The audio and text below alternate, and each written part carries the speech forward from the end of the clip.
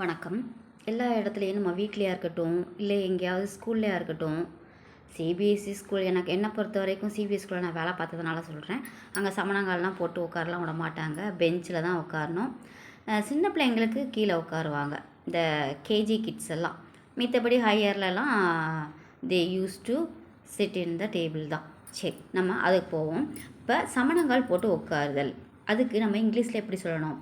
கால் மேலே கால் போட்டு உட்காராங்களே, அதுக்கு நம்ம எப்படி சொல்லலாம் இங்கிலீஷில்? சமணங்கால் போட்டு உட்காந்தா சாப்பிடணும்னு சொல்லுவாங்களே, அதுக்கு நம்ம என்ன சொல்லணும் இங்கிலீஷில் அப்படின்னா sitting cross legged. Sitting cross legged அப்படின்னா சமணங்கால் போடுறது. கால் மேலே கால் போட்டு உட்காராத அப்படின்னு சொல்லுவாங்க. அது எப்படி அப்படின்னா சிட்டிங் வித் லெக்ஸ் க்ராஸ்டு. நல்லா தெரிஞ்சுக்கோங்க. Sitting with legs crossed. பிடிச்சிருக்கும்னு நினைக்கிறேன். தேங்க்யூ.